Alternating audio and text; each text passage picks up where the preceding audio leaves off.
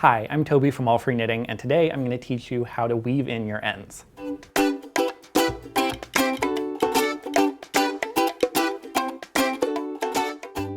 Once you're done with your swatch, you'll notice that you've got these two strands of yarn that are coming off of both ends of your swatch. All you have to do to get rid of those is weave them back into your fabric. You might be tempted to just cut them off, but if you do that, there's a chance that your stitches will start to come undone, which you don't want. So to show you how to weave in your ends, I've got this yellow yarn here and a tapestry needle. So the yellow yarn will stand out a little bit more and you can see how to do this. I'm going to weave in my ends through the wrong side of this swatch. On the other side, I've got the V sides of the stitch.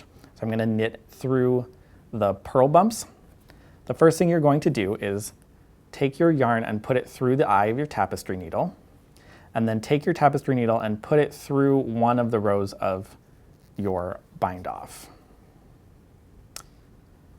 Next, you're going to insert it through, in a figure 8 shape, these purl bumps.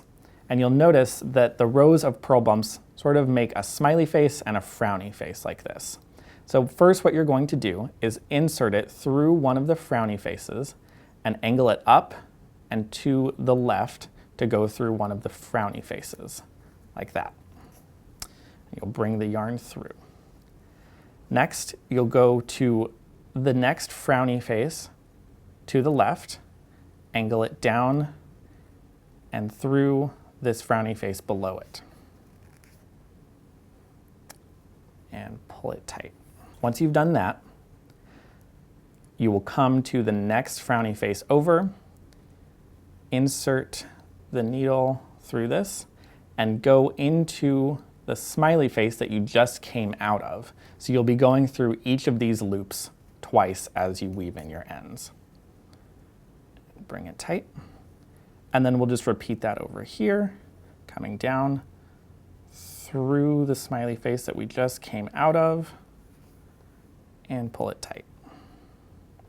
You'll continue to do that across this row. Once you get to the end, you can go up and do it over through the next row of stitches if you still have an end to weave in. As you can see, it kind of goes in a figure 8 through these stitches.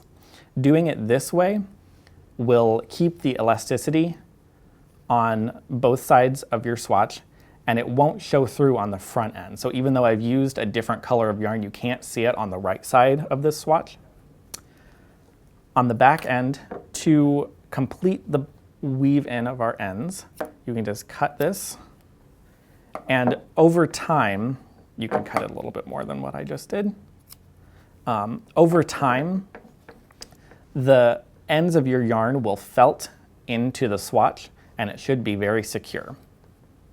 And that's how you weave in your ends. If you enjoyed this video, be sure to check out the other ones in this playlist for our free knitting class.